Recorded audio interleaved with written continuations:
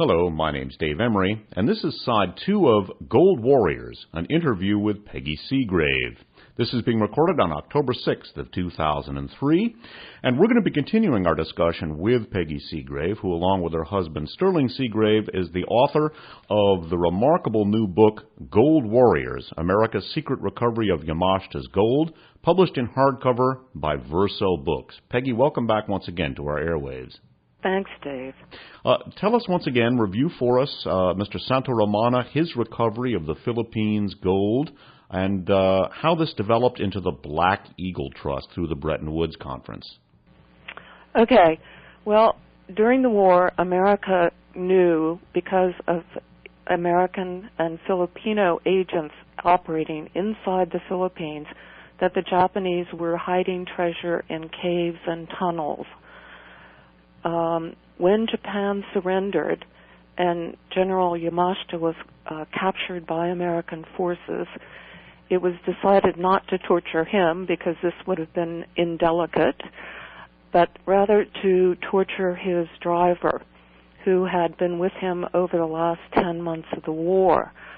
The driver revealed to then Colonel Lansdale and to Santa Romana 12 different secret treasure vaults, and from these vaults a great deal of gold was recovered.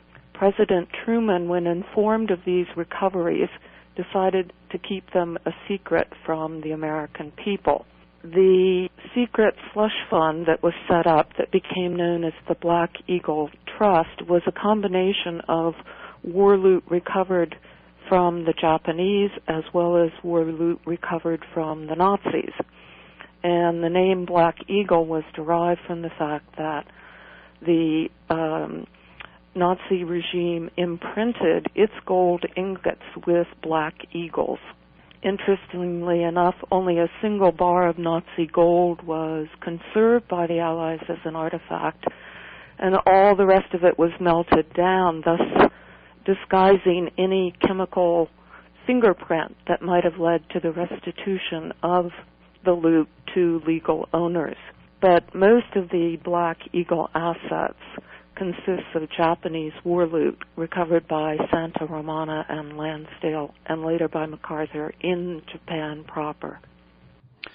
Some of the players in the Black Eagle Trust, and as we discussed in Side 1, the plans for this covert use of the Axis war loot were actually developed during the Bretton Woods Conference in 1944.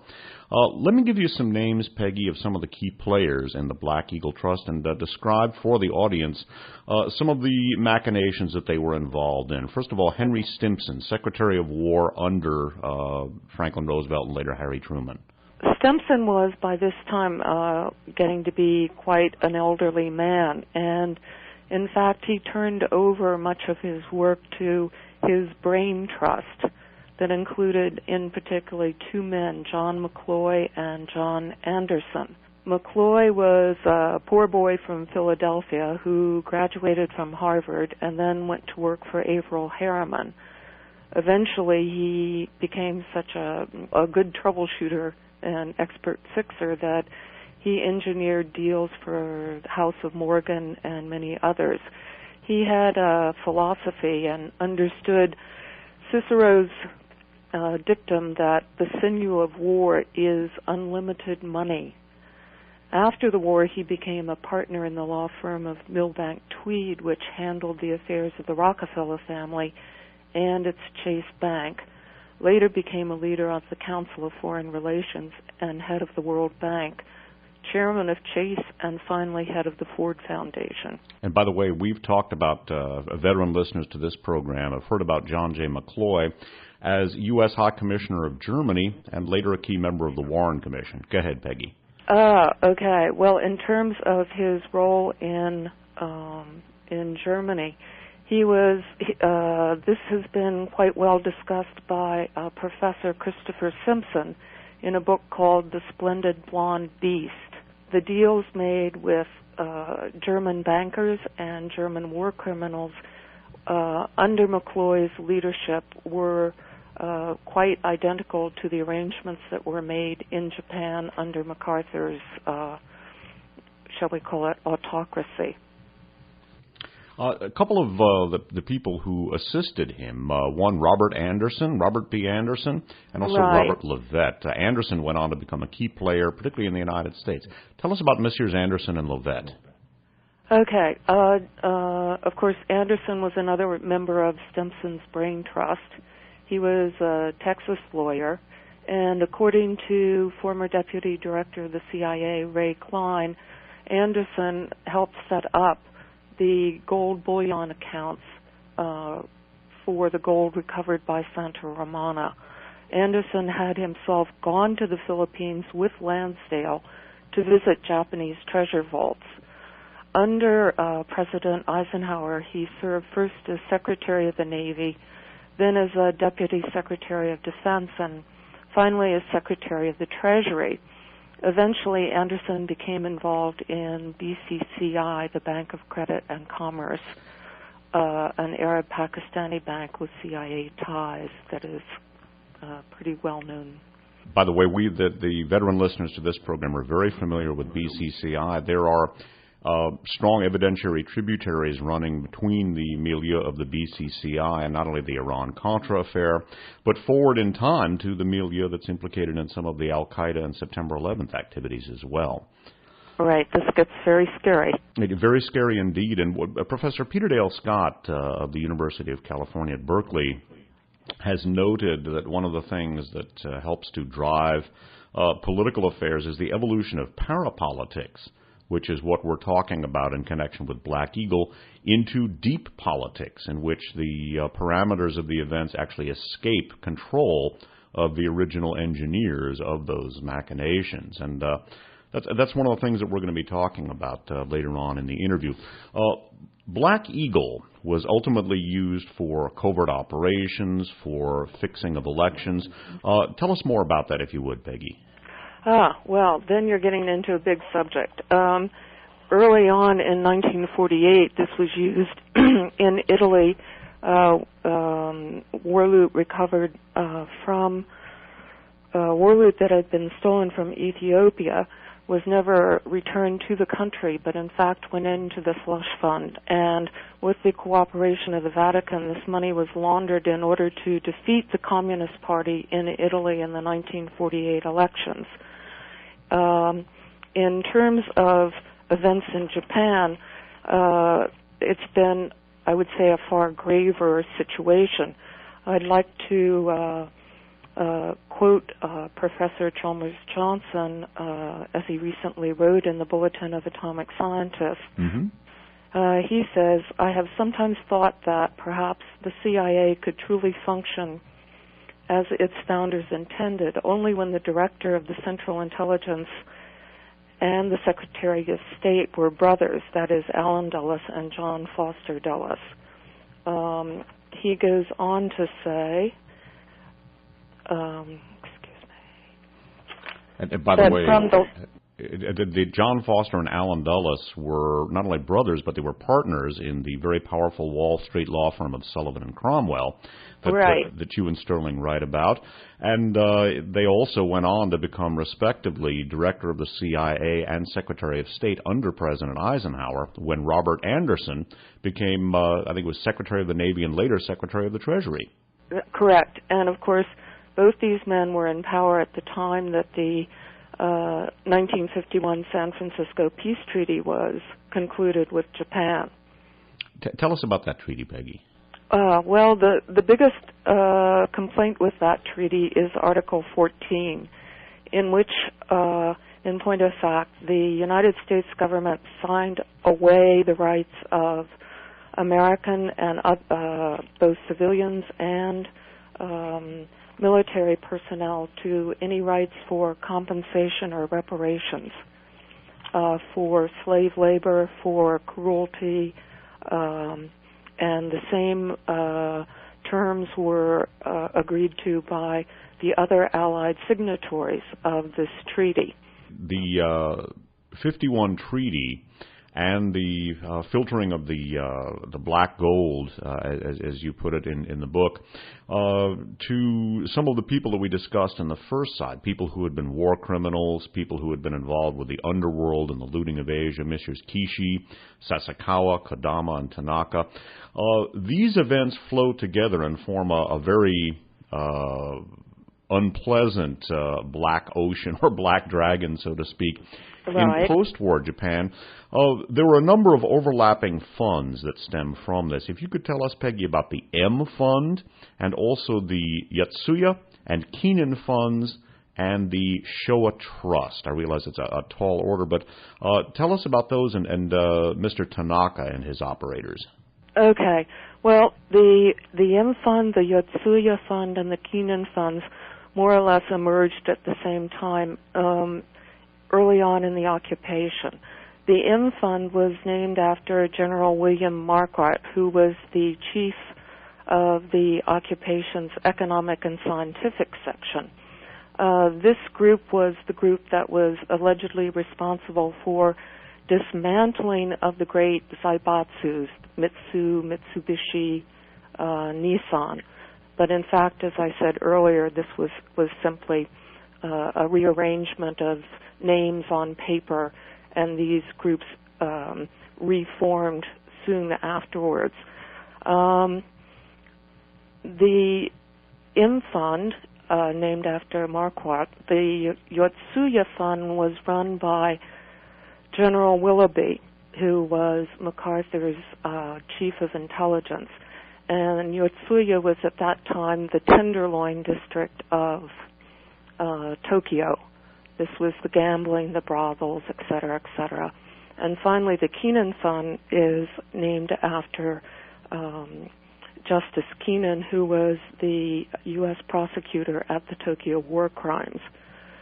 In each case, the money for these funds was based on huge resources of the Japanese military, all off the books, of course, which were discovered by occupation authorities, not only in the Philippines, but in Japan proper. According to the official report of the occupation, in addition to drugs, these assets included gems, foreign currencies, vast amounts of silver, platinum, and gold. $2 billion in gold alone was recovered in Tokyo Bay.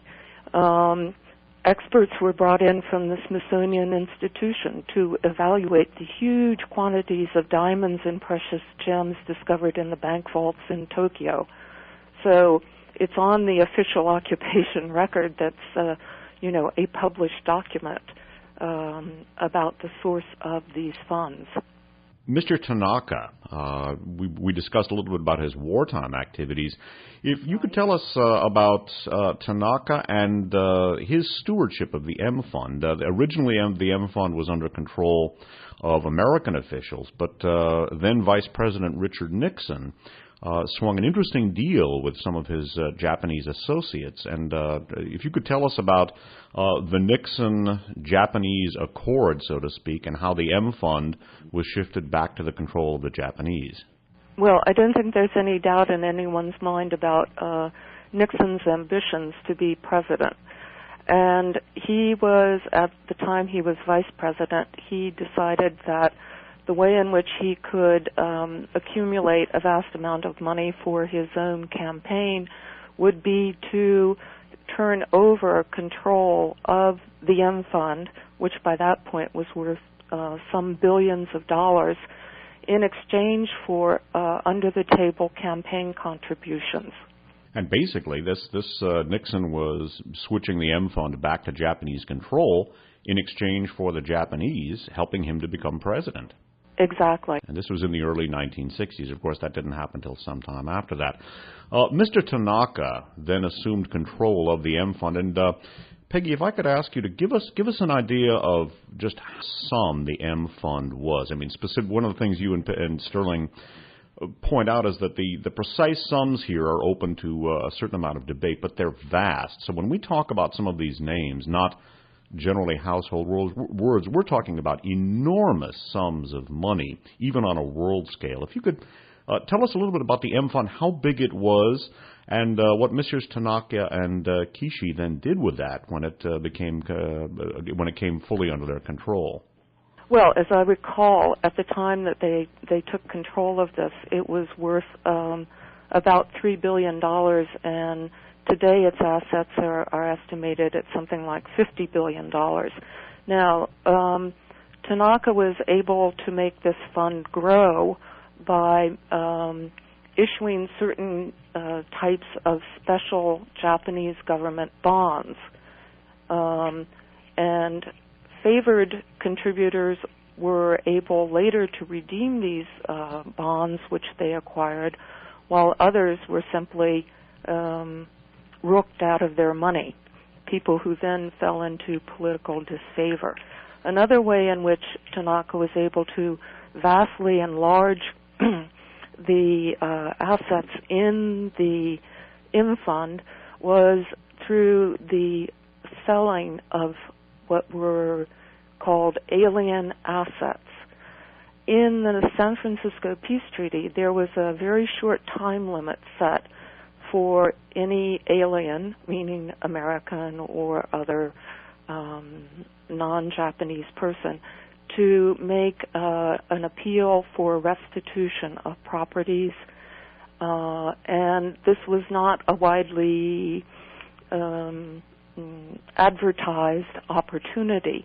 As a result, many valuable pieces of real estate then became the property of the Japanese government. Tanaka would sell these properties to his buddies in real estate or whatever on paper for very, very minimal sums. But in fact, huge sums were then kicked back to him, and part of this went into the M Fund. Tell us about the 57s, these derivatives that were these bonds that were issued, and then I'm going to read a short passage about the unfortunate fate of the late Norbert Schley, who am I pronouncing his name right? Right. Yeah, that's correct. He passed away this spring. But what were the 57s, and how do they relate to the M Fund? Okay. Well, the 57s, first of all, they're called the 57s because they were issued in the 57th year of Hirohito's reign. In Japan, time is counted not by our calendric, but by the number of years of an emperor's reign. So the 57s were were issued by the Ministry of Finance.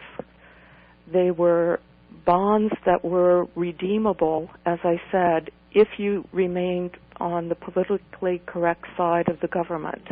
The 57s apparently were redeemable for people who were, as you said, on the correct side of the government, and that applies to people on both sides of the Pacific Ocean.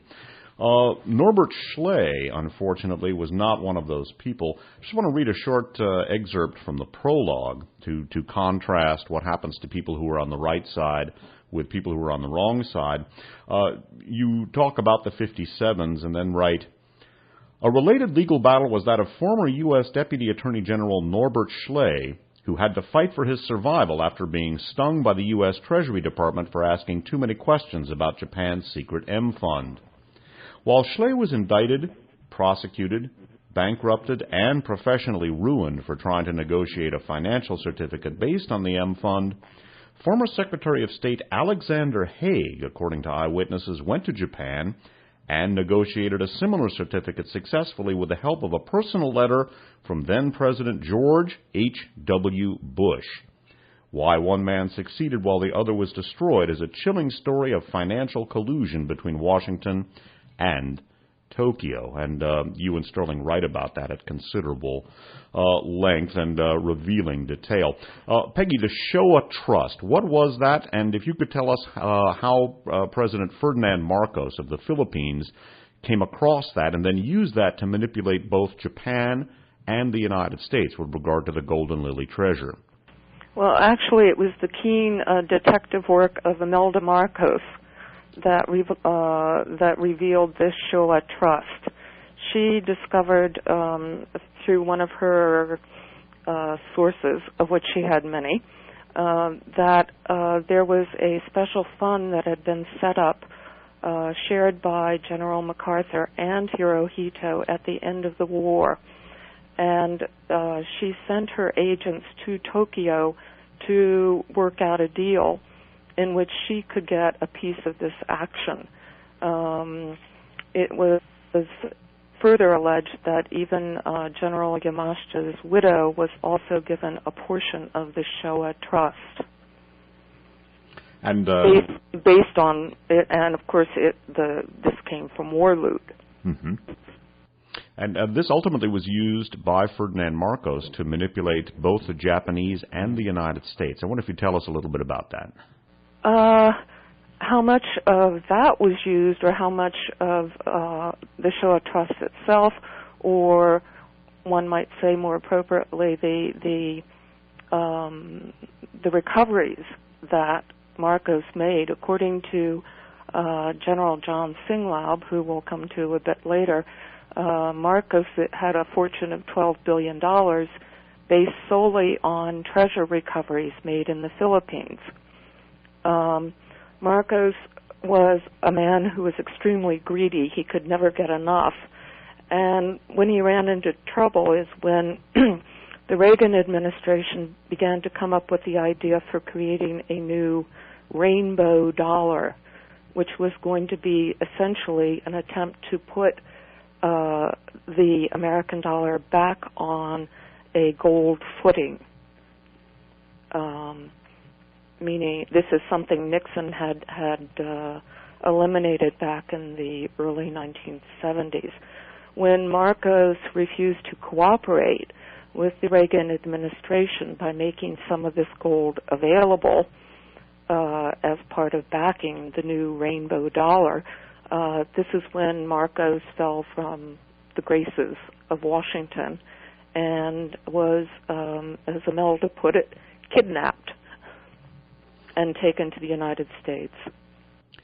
And you mentioned John Singlaub, one of the fascinating tales, and we're coming down to the last few minutes of the interview, so we're going to have to move quickly over the last several points here.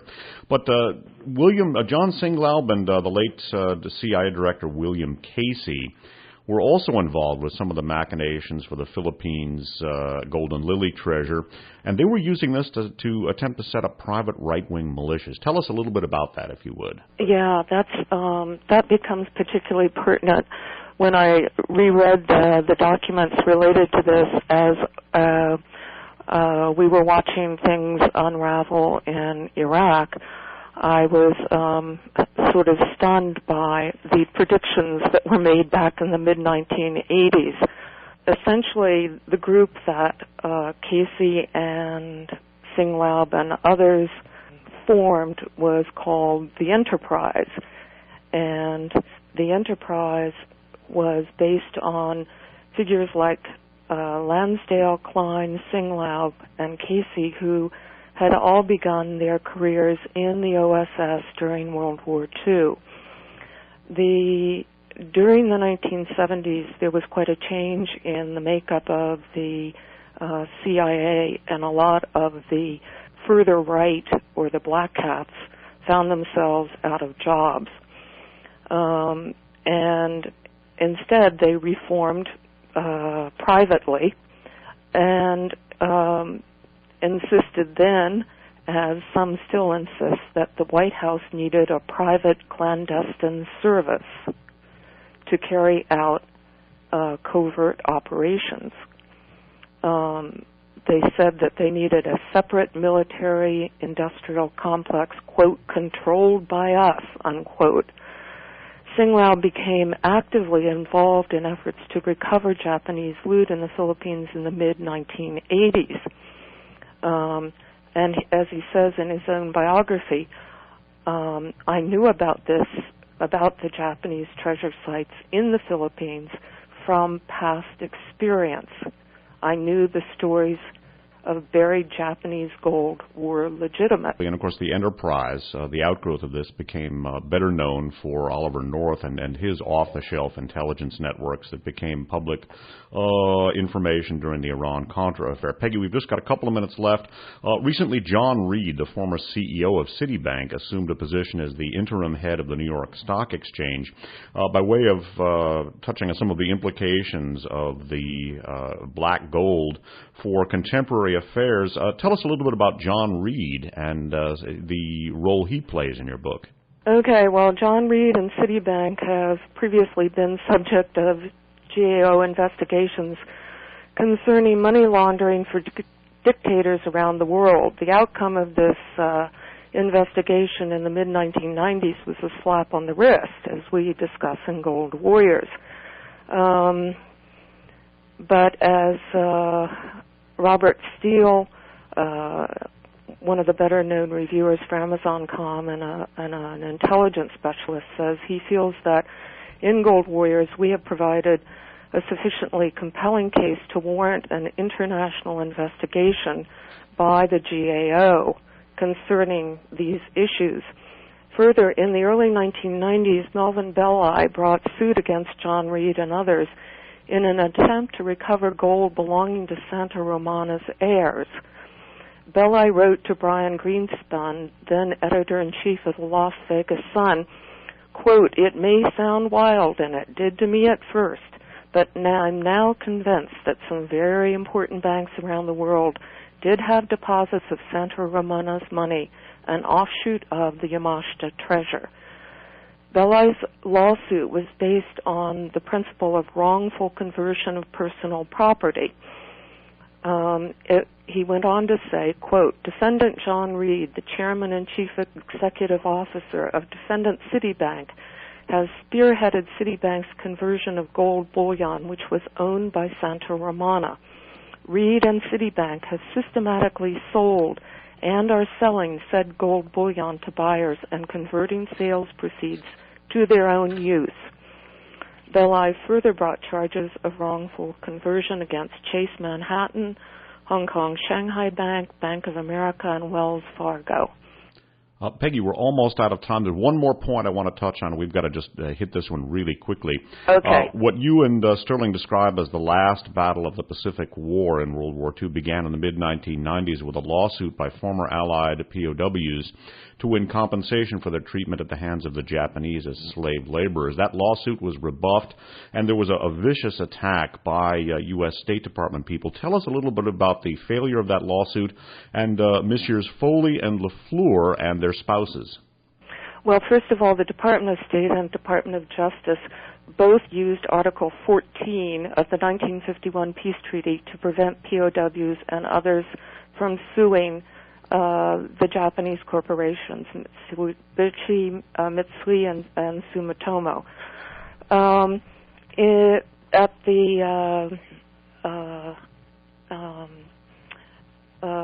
It's interesting to note that Mrs. Foley, the wife of the ambassador to Tokyo, was herself at the time a paid consultant for Sumitomo, one of the named defendants. Since retiring from State Department, Mr. Foley himself has become a paid consultant of Mitsubishi. These are two of the primary Zaibatsu. Yes. Also, Mr. LaFleur was one of the State Department officials helping to squelch this, and he also was married to somebody very interesting. Right. Mr. LaFleur said of these lawsuits that the peace treaty put aside all claims against Japan. The interesting thing is that this peace treaty was negotiated by his father-in-law. He was married to the daughter of Miyazawa Kishi, one of a handful of Japanese who negotiated the secret treaty terms with John Foster Dulles in 1951. Miyazawa he was a highly placed official in the Ministry of Finance during World War II.